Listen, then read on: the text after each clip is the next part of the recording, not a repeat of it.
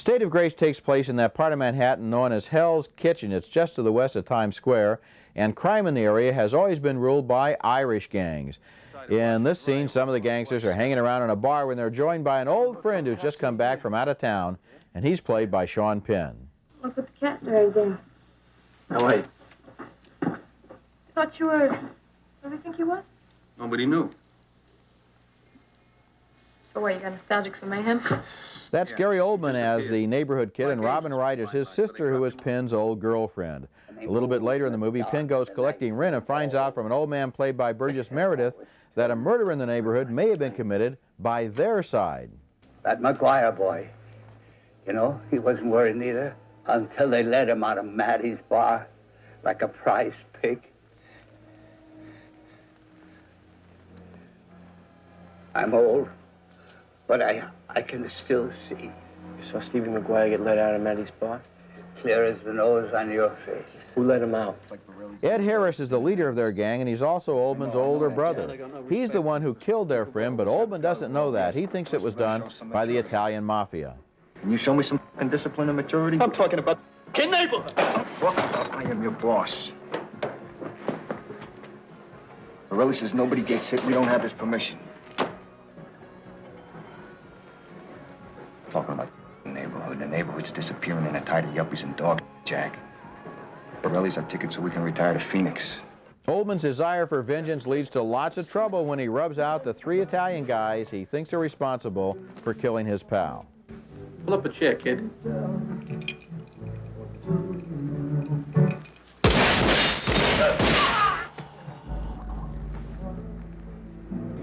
The performances in this movie are very good, especially by Sean Penn and Gary Oldman. In fact, the movie was directed by Joe Foley, whose At Close Range contains the best performance that Penn has ever given in a movie.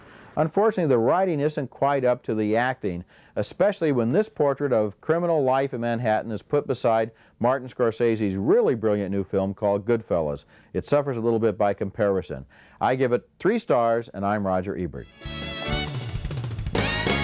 Maybe it's only a coincidence, or maybe it's more than that the movie that has the strongest anti-Arab bias of any film I've ever seen is opening just now when tensions are mounting in the Middle East.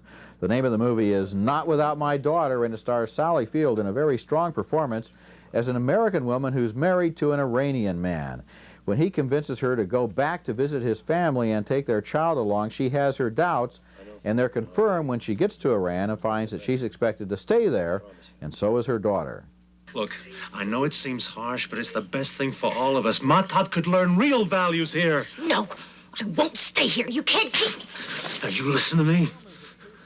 You're in my country now. You're my wife.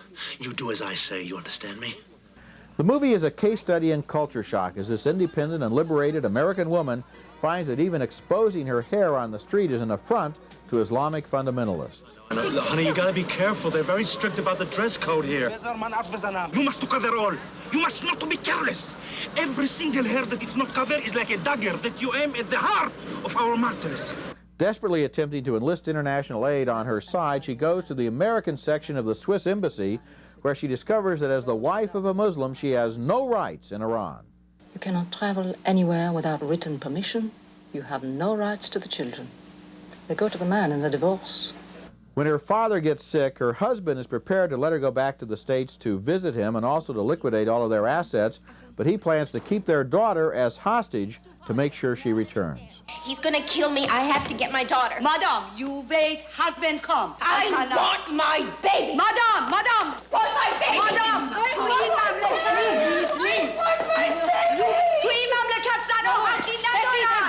The rest of the movie, which is based on a factual book, becomes the story of her attempts to escape from Iran with her daughter.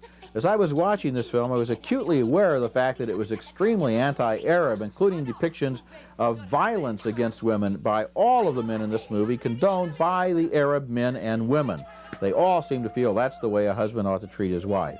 Then I asked myself on another level, if this is indeed a depiction of Islamic society, is it anti-Arab? Would an Arab say, yes, that's what we believe, and that's a depiction of what we believe? It's only your Western bias that makes you think that it's against us? I don't know. This movie is going to be debated all across the country. I'm sure of that. I think it's worth seeing. For that reason, I give it 3 stars, and I'm Roger Ebert with you and tell you that I was not exactly looking forward to seeing MadMan, which on the basis of its advertising looked like just the first of a whole series of terrible horror movies that I'm going to have to sit through between now and Halloween. But the movie surprised me. It's really pretty good. It tells the story of a young woman who likes to read. She likes to read horror stories, and sometimes they turn out to be frighteningly real.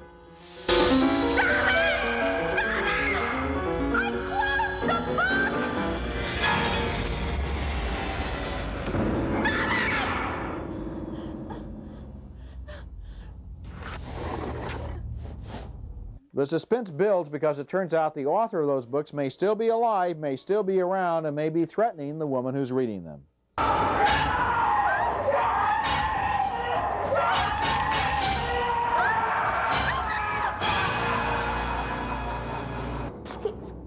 Leave me alone.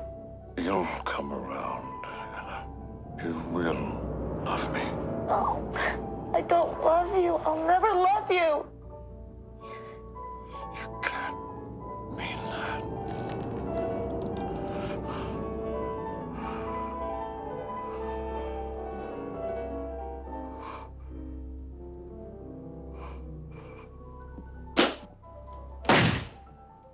And the author of those ghoulish horror stories is not simply writing about ghosts and things that go boo in the dark. He is in fact a mad scientist who has created a new race of killers made out of a cross between a monkey and a jackal. And of course that leads to some great special effects, especially at the end of MadMan, which is really a pretty good horror movie. Good enough for 3 stars, and I'm Roger Ebert.